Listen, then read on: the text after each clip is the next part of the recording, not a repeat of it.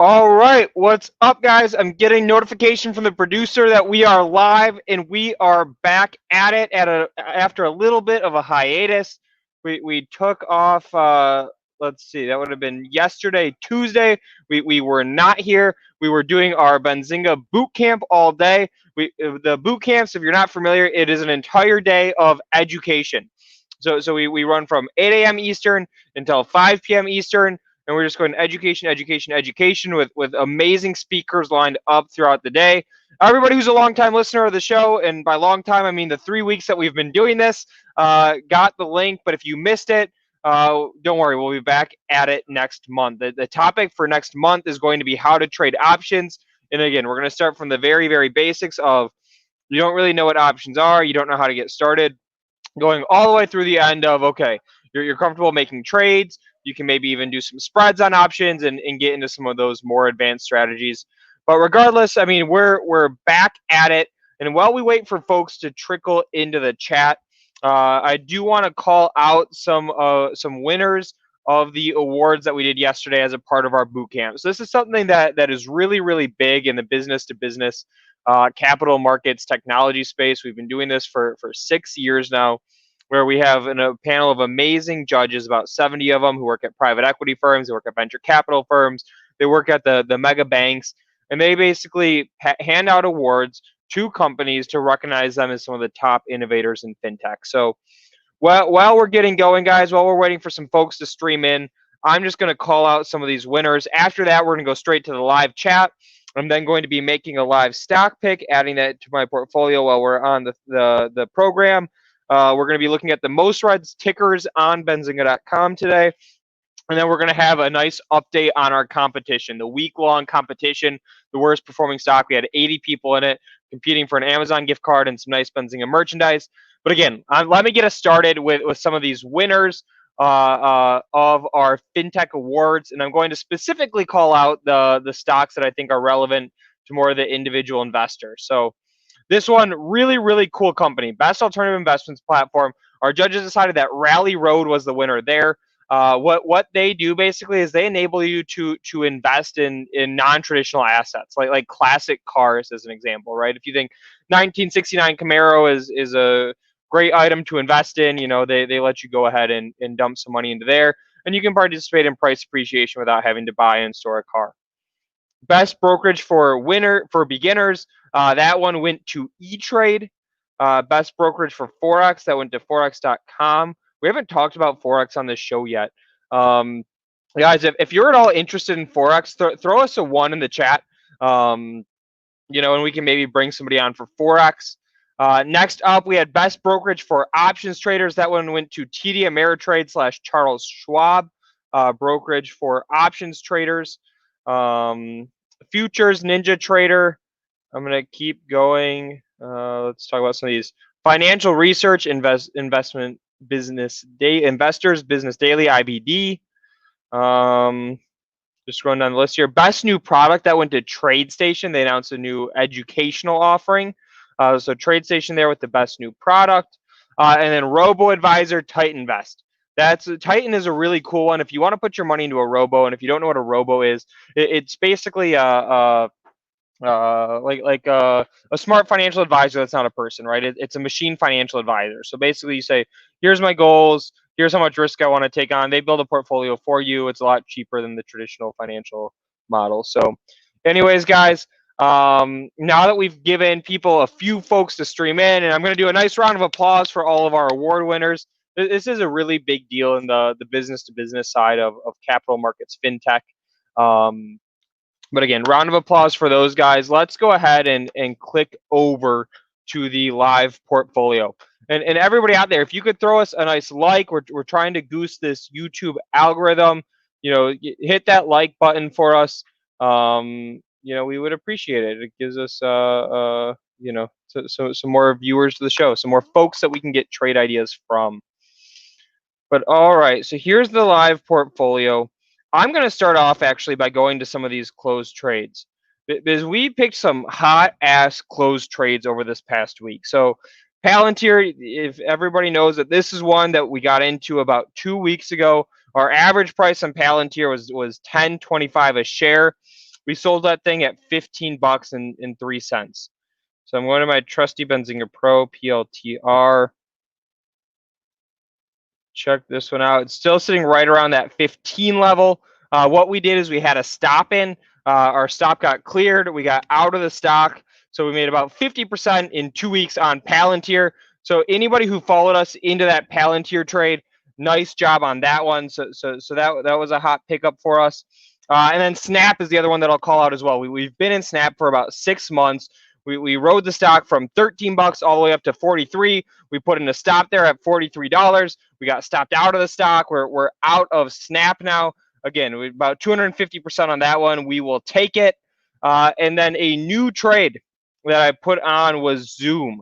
We bought Zoom on the weakness that took place on, I believe it was Monday. Monday was the day where every stock in the world was going crazy higher, except for all of these work from home plays. We got into Zoom at 442 a share.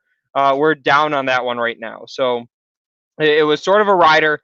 Basically, the thesis on buying Zoom in the portfolio was that it was so oversold, right? We bought it down about 20% on that day when we had that big market rally. All the work from home stocks got killed. It was killed on the Pfizer vaccine news. The thesis basically is it's going to be a long ass time before we're getting the vaccine into hands of a significant portion of people.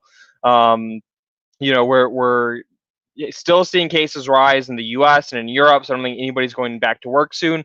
And then also, I think there's a systemic change in how business is going to be done, right? The only thing that's really changed or that the way that Zoom would get worked out of it is if we go back to just like normal, boring, non-video conference calls, right? I used to do maybe 40 or 50 phone conference calls a week. Right now, we're doing all Zoom meetings for those. I don't think that changes, right? You can build a relationship better with the video. Again, we missed out on the stock on that crazy rise that it had. We bought it when it was down about 20% on Monday, and now we're down about 10% in the position. So that's one that we're hanging on to and watching closely. All right, so let me click you guys over to the live portfolio. We got a ton of really positive feedback about the live portfolio with people like the transparency that we're bringing to it. So I'm just going to run through. And Jay, I see a question. Are you still in Palantir? No, we are out of that one. See, we sold that one at $15.03. Again, we made 50% in about 2 weeks. We got stopped out of the stock. We will walk away with that. We are happy with it. If the stock gets significantly cheaper, maybe in that $12, $13 range, we'll start loading into it again. But we are not in Palantir right now. Here's the list of stocks that we're still in. So highlighting some of the ones that we talked about recently. Moderna, that is our vaccine play. We've been in this one for 2 weeks. We're up 18% there. TAN, that's another one that we've been in for just over a week. We're up about 9% on TAN. The thesis on TAN is once we get some more confirmation that it's a Biden win, which I think is likely, it should be good for the solar stocks. I already have a ton of oil exposure, so we're looking to balance out there. Box is a stock that we got into about 2 weeks ago. The thesis on Box is basically a valuation play, right? I think this is a stock that can benefit from a more digital workplace. The stock is trading at 3.5 times sales. Zoom's at 100 times sales. DocuSign's at 35 times sales. Slack, the ticker is Work. Whiskey, Oscar, Romeo, Kilo is trading at 20 times sales. So with Box just at 3.5 times sales, they should have room for multiple expansion. Plus, there should be some revenue growth there. So that's why we're in Box. Virtu Financial, that's another one that we got into recently. Basically, the thesis on Virtu, they're a market maker. The more volume, the more volatility, the more uncertainty, which we're absolutely seeing, is good for the stock. They should post good earnings results for this Q4 that won't come out until January, but we're hanging on to this one for a little while.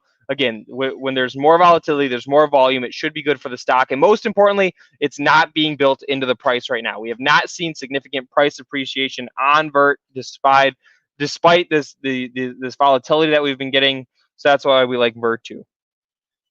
All right, I'm going to keep scrolling down here. Again, I want to talk about some of these newer positions that we're holding. Curaleaf, that is our cannabis play. I do have a stop on this one. We got into this one about 2 weeks ago. We're up 17% on the stock. This is a Jason Raznick pick. and he'll be joining us for the show a little bit later today. So Curaleaf, that's one that we're in. Again, we're up 17%. I think a lot of the cannabis story is played out, so we do have a stop on that one. So that play might be getting added over here to our closed position list. And then I would be remiss if we did not talk about Rocket Companies. So that's Quicken Loans. RKT is a ticker Romeo Kilo Tango. Rocket Companies. This is a stock that is a long-term holding for both Jason and myself. They did report earnings yesterday. Let's go ahead and scroll down. Let's take a look at those earnings numbers on Rocket. All right, so we have Q3 EPS. They reported $1.21 versus $1.07 estimate, and then sales we've got 4.6 billion versus a 4.55 billion dollar estimate. They also announced a $1 billion buyback. I think that there is a lot of good in this report. It's been a hot stock, so I wonder if investors were looking for a really big beat versus the nice healthy beat that they had there. And I just want to remind everybody, here's my thesis on Rocket RKT. It's basically that the company is in mortgages right now. They dominate mortgages. They are the largest mortgage lender in the country. They had to figure a lot of things out in order to do that, right? They had to figure out sales processes. They had to build a brand. They had to figure out all these operational processes. They already have that figured out. I think there's no reason that they couldn't get into other similar financial services, and that could be a massive, massive revenue opportunity for them, right? We'll be talking personal loans, auto loans, yada yada yada. I mean, the list could go on, right? They already figured a lot of that stuff out. I think that the company has room to get there. So that's the thesis on Rocket. And guys, throw out into the chat. We're using the YouTube chat for this. I see we've got a good number of people on Periscope, on LinkedIn Live, and on Facebook. But the chat that I'm using, the chat that I'm looking at, is our YouTube chat. So go to the Benzinga YouTube page. You can join us there. But everybody in the chat, throw out some tickers for us. The whole point of this show is to get the trade ideas going. I'll be bringing trade ideas. Jason will be bringing trade ideas. We'll have guests coming in and bringing trade ideas. If anybody followed Matt Maley into those bank stocks at the end of last week, he made a shit ton of money off of those plays. But most importantly, let's crowdsource this thing. Let's get tickers flowing in the chat, and let's see what people are looking at, what they're trading, so that way we can get some more ideas flowing. And wow, okay, we're seeing a ton. So we're seeing Gush, Baba, Crowdspace, Square, Workhorse, Square again, C, Shopify, C, Square, FNGU. I don't know that one. FNGU. All right, let's take a look at this stock. FNGU. Microsoft just FANG index. All right, so somebody's going triple along the FANG. Is this a direction ETF? Nope, this is a microsectors one. Yeah, triple along the FANG. That's all the tech stocks. That's Facebook, Apple, Netflix, and Google. So if you're a big believer in tech, there's the play for you there. We've got XSPA. Somebody still has XSPA. We've got NEO, NTLA. Let's look at that one. November, Tango, Lima, Alpha, Intelia Therapeutics, GBTC. That's the Bitcoin play. SPWH. All right, Sandy Papa Whiskey Hotel. I don't know what that one. Sportsman's Warehouse. Is Sportsman Warehouse, is that a gun play? If somebody can throw that one out. Sportsman Warehouse. I don't know that one. And then I'll field a couple questions. Should we still be long Palantir? That one I'm not in anymore. Again, I sold that stock at $15, but we were in it since 10. We already saw 50% climb. If it pulls back to that $12, $13 range, I'll start building a position again, because I'm a long-term believer in that stock. I also think it's a great stock to trade, so I'm not in Palantir anymore. And then some of the regional bank stocks. I think we got logged out of Interactive Brokers. We did. So we'll have tomorrow. I'll come ready with the regional bank stocks that I own. And again, the thesis on the regional bank stocks was that the government SBA small business PPP loan program put a ton of money into the small bank hands. It got them a ton of new business clients. So that should be good for those stocks. So I own a nice basket of those stocks. And then ESPO, the gaming stock. That's one that I actually think is really interesting. So this one is for It's like the video game ETF, right? The esports, I don't know. I don't really play video games, but that sort of thing. There's a lot of big video game news coming out this month, right? We've got, I believe, 2 consoles coming out. There's a couple big game releases. So I do think that ESPO, that's Echo Sandy Papa Oscar, is an interesting play. Spencer Israel, who runs our morning show from 8 to 9 a.m. every day, is in this one. I'm not in it personally, but that's an interesting one there. All right, so thank you guys for the tickers. Again, whole point of the show is to get some trade ideas going. We got a nice handful of them, so I appreciate you guys for that one. And so let me go ahead. I'm gonna throw up one of our fun banners that I get roasted for. And let's move into our What the Readers Want segment. We're going to do this one real quick, and then we're going to get into our power pick of the day. This is the stock that I am adding to the portfolio. We are then going to be doing an update on our competition. Again, so everybody here competing for that Amazon gift card with our weekly contest. But what the readers want. Again, if the point of the show is to get you guys trade ideas, one of the ways that we win in the markets is by having asymmetric information that's more information than anybody else. So a nice insight that we can bring you at Benzinga that nobody else can is we can show you guys what the most read stories on the websites are. So that way we can get some indication as to here are the tickers that people are reading about. So I'm going to go ahead. I'm going to pull this banner down so that way you all can see my screen. Check this one out. All right, so again, these are the most read stories on Benzinga.com. We're doing this because these are clearly the tickers that people care about. Number 1 on the list, we have NEO. That one is always a favorite. Looks like the story is about some unusual options activity in NEO. If you don't know that stock, you have not been in the markets for long, because that's one that's been top of mind for a while. They are like the Chinese Tesla competitor. So NEO, there's the first story that we have. Number 2, we've got a story about Apple and Fortnite. So Apple and Fortnite there. Story number 3, Apple and Netflix about taxes. So we're seeing a nice trend here. A lot of Apple interest today. It makes sense. They just had their event yesterday. Story number 4, Aurora's plan for $125 million offering. What is the Apple and Fortnite? The Apple and Fortnite, I don't know. I haven't read the story. If anybody knows what this Apple Fortnite story is, drop it in the chat for us. Give us a quick summary. They were bypassing the Apple Store. It was a big lawsuit, and if they made an agreement, that's definitely a positive for Apple. Definitely.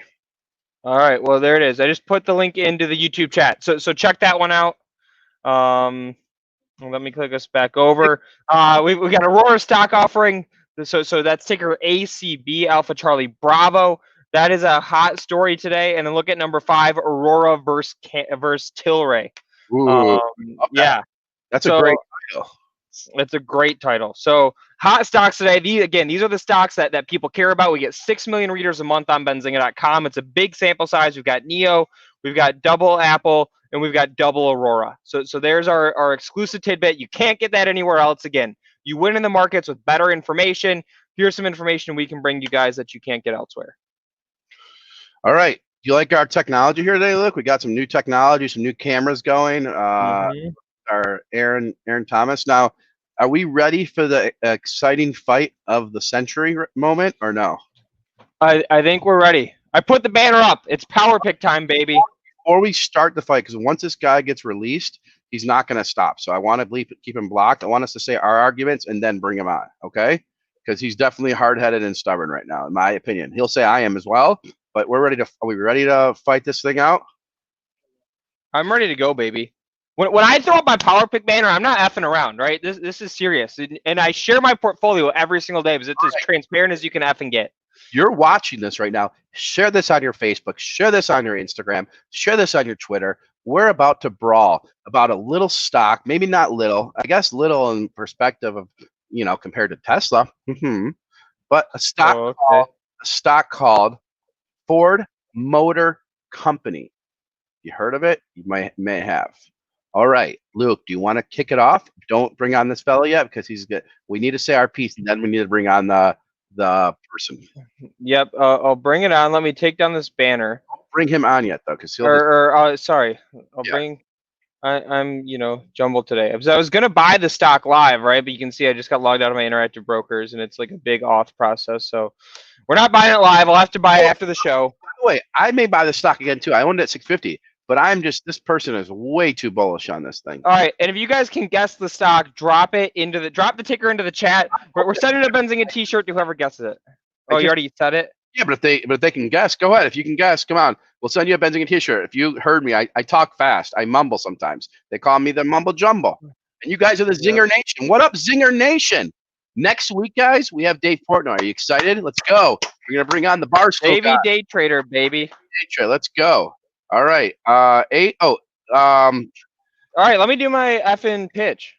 All right, go ahead. Yeah. All right. By the way, why do you keep saying effing? I don't know if I'm allowed to swear on this show, and it's too much ingrained into my vocabulary. It's fair. Oh my God, Upwork is up a ton of dollars today. Why'd I sell some options this morning? Freaky. Go ahead. All right. So the Upwork's up to 29.63, Luke. Which one is that? Upwork.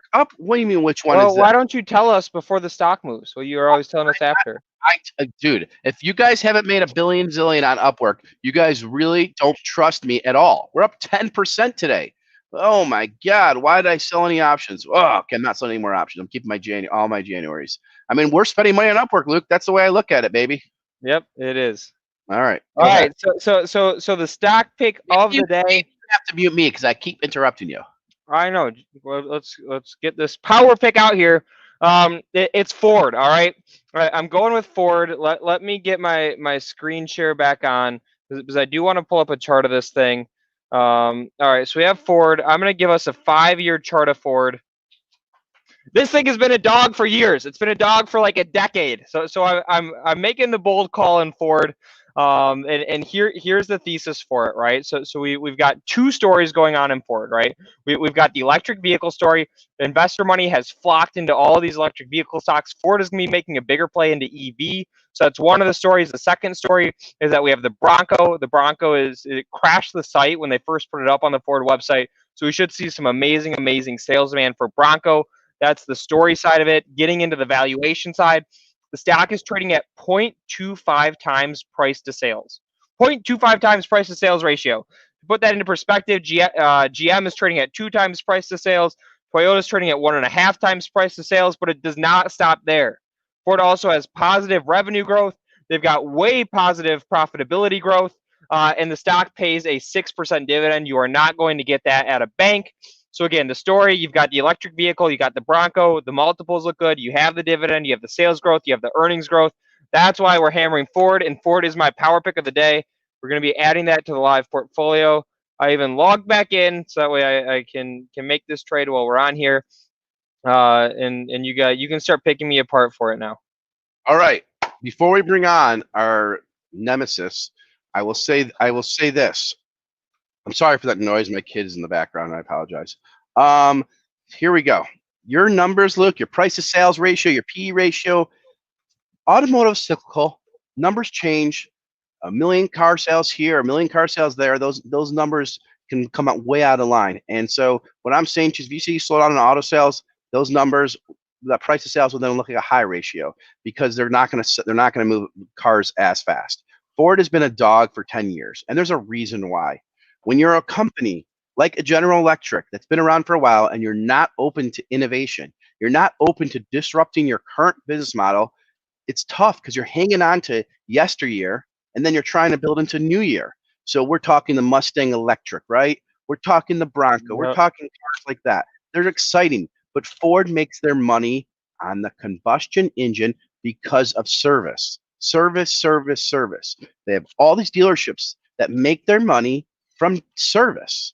When you build an electric car, you have 30% less parts, you have way less service, you don't have oil changes, and it's a total different model.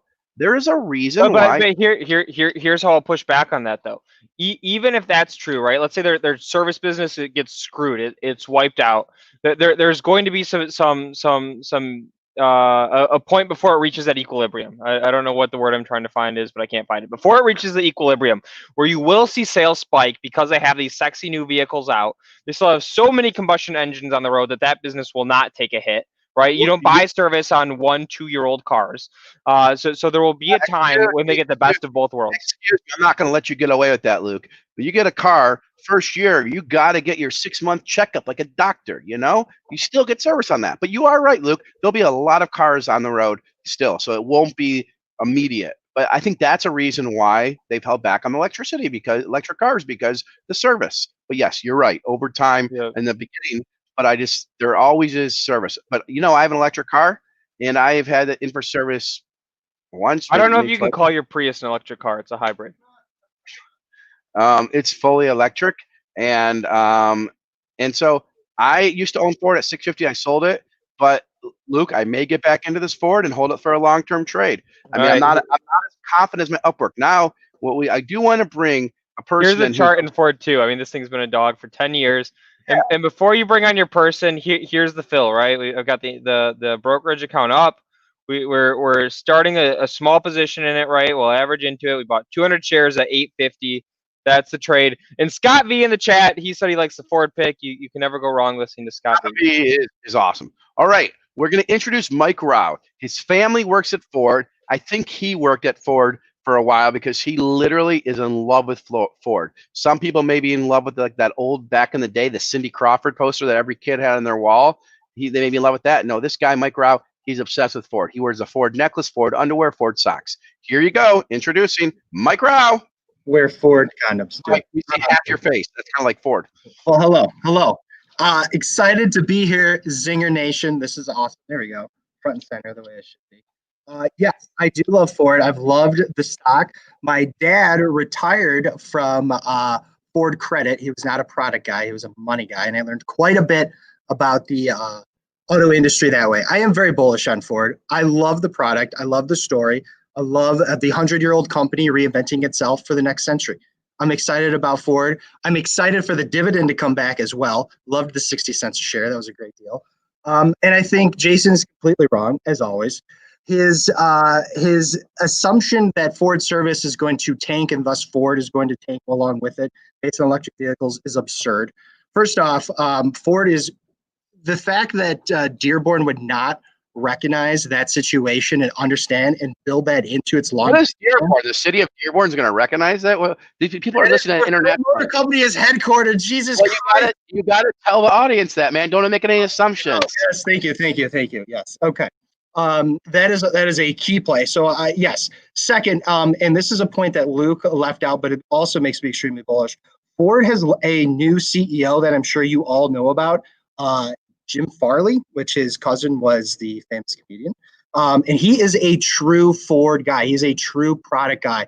And a key to a successful auto company is the product. You have to be excited about a product. You have to deliver exciting products. You have to make the people excited.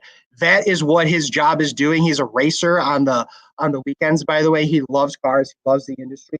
In fact, the board is actually upset with him because it's a little dangerous for him. I think the Ford Bronco is going to be huge. It's still an IC, internal combustion engine. It's not going to save Ford, but I think the Mach-E is a absolute phenomenal product. I think it is a direct competitor to the Model Y. I think it will absolutely drive some sales away from Tesla. It's going to be cheaper. It's going to be slicker. And also, more importantly, again, it's about the product. And the product of the Mustang Mach-E is sleek, it's sexy, and it's fast, which is exactly what Tesla wants to be in the electric car world. How many Mach-Es are on the road right now? Well, because they're not in production yet, Jason. Exactly. So what we're talking about is concept cars. We're talking about concept cars. It's going into production. What are you talking about? All right. When I see so there was a guy here, Spencer Israel, who one day I said there'll be a Tesla in every parking lot, and he's like, "No way in a million years." Jason, why would you say that if you don't believe it? That's what he said to me. He's like, "Why would you say if you don't believe?" He thought I was like trying to pump it. This is when Tesla was like at $40, but whatever. I'm saying to you, do you really believe the Mach-E is going to be in every parking lot like a Tesla is? Yes, I do, 100%. Yes. But even if it's not a Mach-E, there will be some Ford vehicle. There already are, and it's not just the Mach-E. They're moving to an entire electric platform. And again, I don't even care about the product itself. I'm thinking it differently than Mike. I think that it just drives some sexiness into the brand and some investor dollars into the brand. Yes, I think Wall Street's gonna love that story. But a 100-year-old company completely reinventing itself. Ford has made a paramount into innovation for the next century. They understand that Ford is not about just selling cars anymore. Ford is about mobility. That's a key word if you look up and down the company itself. It is absolutely about driving into the future and leading the charge. And they are going to leave some competitors behind. And Jason, you can eat my dust. Yeah, and so I say Ford may be a good play from $8 to $11, but then we're going to top out there. We're not going to hit 16 to 20. Ford is not going to just completely reinvent itself right now, I don't think, unless it gets someone like Mike Rao that can change their attitude. I think if you like Ford, let's let the chat settle it. If you like it, type 1 in the chat. If you don't, type 2. I'm going to buy every Ford I possibly can just to drive up that price. You're gonna go buy like a bunch of. I'm gonna buy as many as I can. No, I mean, and one more thing I want to say about Ford. Ford's been around for a while. It's American made. It's here in Michigan. I want to see Ford do well. There's no doubt in my mind I want to. I just think, and there's a guy, Bert David, here too, lead developer, badass in his own right, and he's another Ford like lover, like literally lover. And I get it. I just think it needs to get back to innovation. Now, here is my play for Ford, okay? My play is not that E1 Mach 150 because I don't think that. I think you may see those cars a little bit. I don't think they're ready to go with it, but maybe I'm wrong. The car that I like for Ford is the Ford Bronco. If I go to my Google Trends data, hey, Lucas, can you pull up my Google Trends data and type in Bronco, Ford Bronco? Show me a year over year right now on that. Yep, I can work on that. Thank you. I am a huge fan of the Ford Bronco. Huge. So that will probably be, if they did electric version, that could be my next car. No, it won't be my next car because it won't be out by then. So that's the problem. A lot of this stuff is like exciting, but not ready to come out. You know, Mike, like get these things out on the road. Let's go. Like, what are they waiting for? The world to freeze? Valid point. And also to your point, I think it is much more of an investment and not a trade. I would also set a limit on Ford. I wouldn't ride it forever. I'm looking at the 10-year chart. I do think it's reached a bottom. I'm seeing a very bullish activity over the last 6 months. Yeah, look at that. Look at that Google Trend data, Mike. So that's powerful. See people typing in Bronco. And I know it wasn't a popular thing back then, but I also searched Twitter.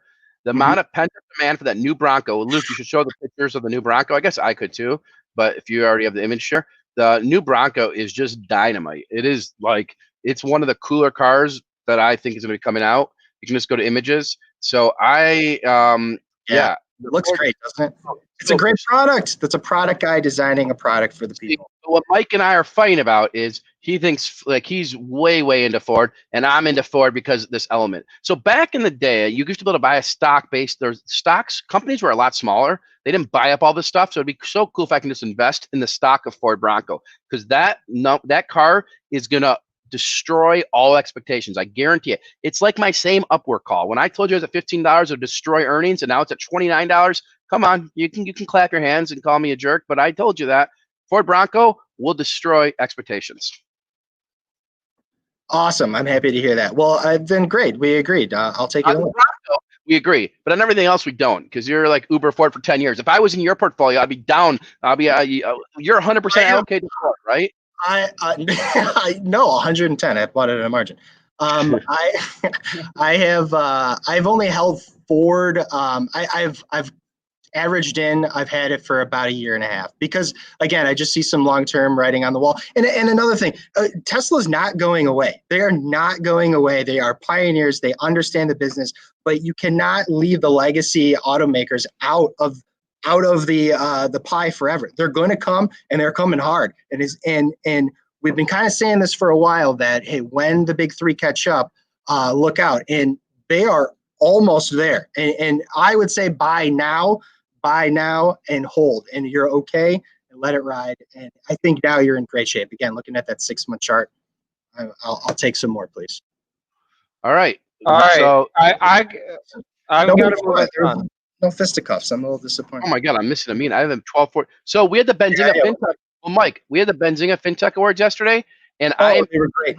No, but listen to this. I am in Arbrella meeting people. I have a guy at 12:45. I have all these meetings today. If you're not registered, go to bzawards.com and get in the umbrella and network and meet people. I'm talking to the CEO of TradeStation right now at 12:45. I'm 2 minutes late to it. But if you want to meet people, meet investors, go to bziawards.com, register, and you can go network. I have a 12:45. I almost missed it, but I saw it. But we're probably going to make this Mike guy appearance more common because it seems like we take opposing viewpoints, and he's a great personality. So he's a great personality. He doesn't back down, which is a lot of fun.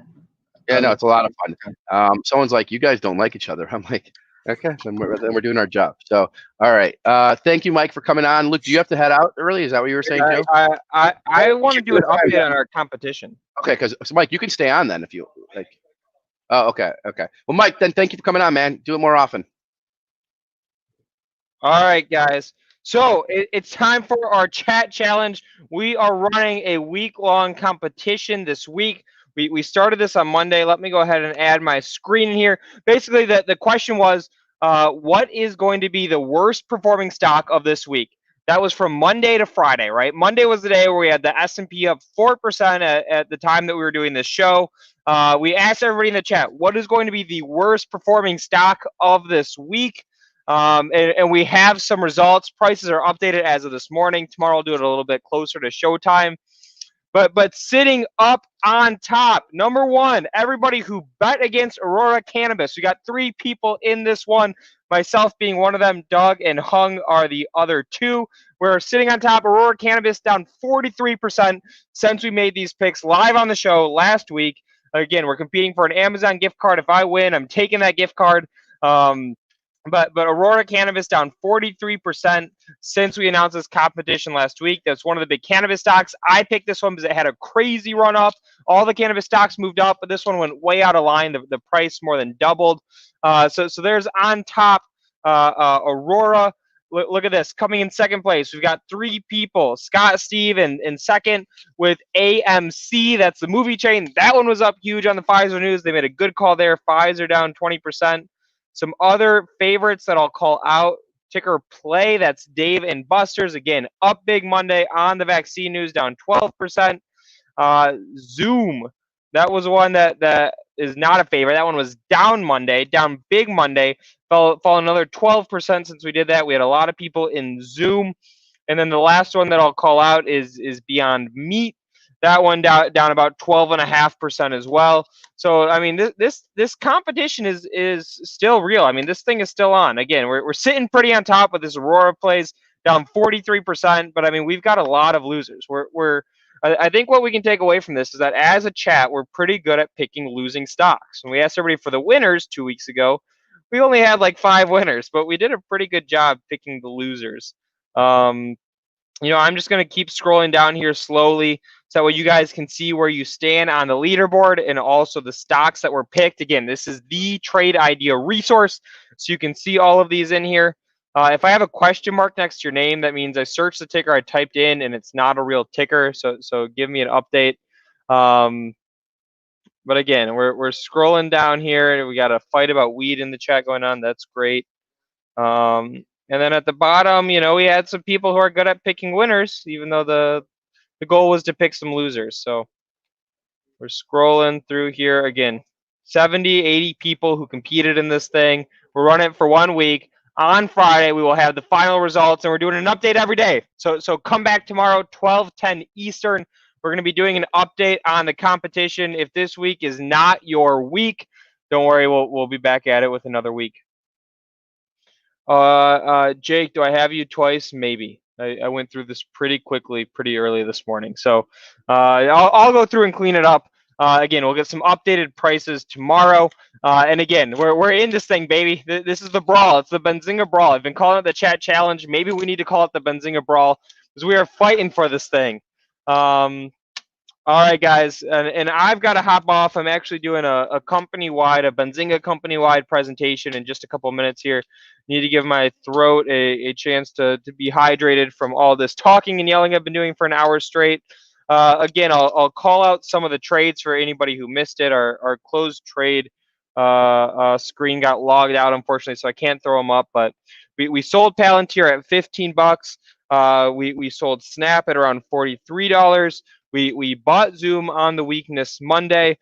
We also just today we bought Ford. The other one I'll point out, Curaleaf. We have a stop in on Curaleaf and Rocket. They had earnings yesterday. That's when we're in for the long term. So those are the picks. And again, Tyler Scott saying, "What do you get if you win? You get a Amazon gift card and some limited run Benzinga merchandise, and I'll even do your voicemail if you need. If you need a new voicemail voice, I can hire that out as well." And Damon liking the term Benzinga Brawl. All right, I like that, guys. Again, throw us a like. Make sure you subscribe. We got to hop off a couple minutes early today, but we will be back at it tomorrow. We'll have some more stock picks for you tomorrow. We'll pull up the live portfolio again. We're doing this thing as transparently as we can. Again, we want to get some ideas flowing here. We want this to be the best trade idea resource on the planet. All right, guys. Peace. Happy trading.